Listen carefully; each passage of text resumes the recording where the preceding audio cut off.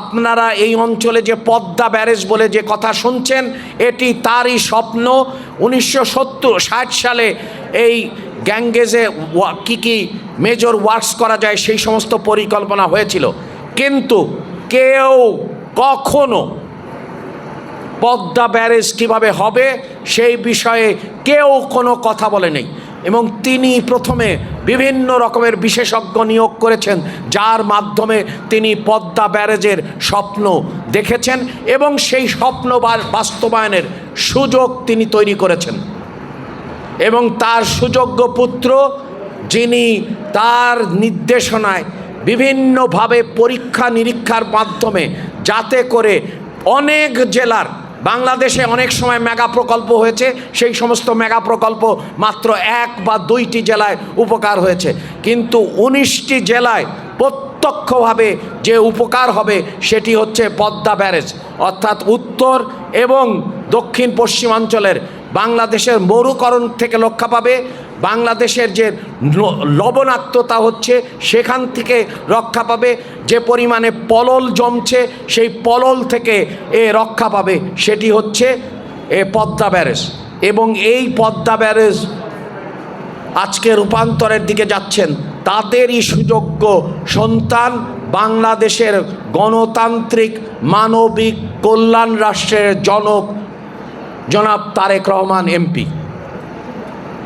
তিনি এক নতুন রাষ্ট্রের সূচনা করেছেন, যে রাষ্ট্র স্বাধীনতার নামে বয়ান দিয়েছে, কিন্তু স্বাধীনতাকে কখনো, মুক্তিযুদ্ধের চেতনাকে কখনো যারা ধারণ করে নাই তারা লুণ্ঠন করেছে, লুণ্ঠনের রাজনীতি করেছে। কিন্তু একমাত্র প্রধানমন্ত্রী জনাব তারেক রহমান, যিনি স্বাধীনতার মৌলমন্ত্র তথা সমতা, মানবিক মর্যাদা এবং সামাজিক সুবিচারকে ধারণ করে আজকে আমরা দেখছি যে কিভাবে কল্যাণ রাষ্ট্রের দিকে তিনি যাচ্ছেন। এই অঞ্চলে আপনারা ইতিমধ্যেই ফ্যামিলি কার্ড পেয়েছেন। আপনারা লক্ষ্য করেছেন যে মন্ত্রী পরিষদের প্রথম সভায় 10,000 টাকা পর্যন্ত কৃষি ঋণ মওকুফ করা হয়েছে। এর মওকুফ করা হয়েছে খামারিদের ক্ষেত্রে, দুগ্ধ চাষিদের ক্ষেত্রে। অর্থাৎ কৃষকের অধিকার এবং নারীর অধিকার আমরা কখনোই দেখিনি।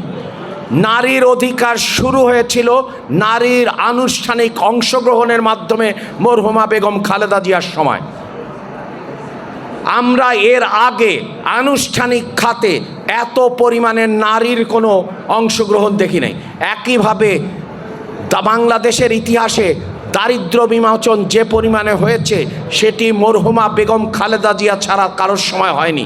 প্রায় 2 কোটি মানুষ দারিদ্র সীমার জাঁতাকল থেকে নিজেদেরকে মুক্ত করেছে। চীনের গল্প বলা হয় ইতিহাসভাবে, ঠিক একইভাবে বাংলাদেশের দারিদ্র বিমোচন মরহুমা বেগম খালেদা জিয়ার সময় একটা মাইল ফলক।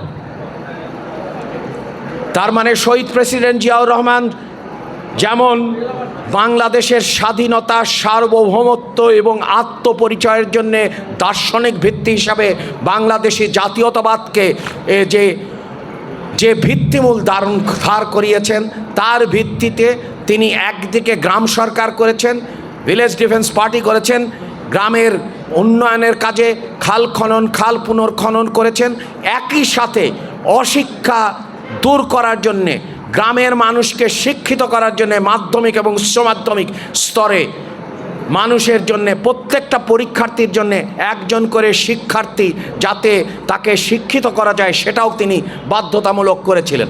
আপনাদের যদি মনে থাকে ওই সময় যারা এইচএসসি পাস করেছেন, তার মানে হচ্ছে যে তিনি গ্রামকে উন্নয়ন করেছেন, তিনি মানুষকে শিক্ষিত করেছেন।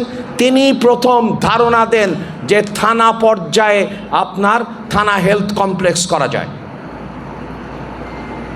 আগে স্যানিটারি ইন্সপেক্টরের একটা ছিল, আর একটা আপনাদের যাদের মনে আছে একটা ডিসপেন্সারি ছিল, যারা আপনারা এরকম পানির দাগ কাটা ওষুধ খেয়েছে।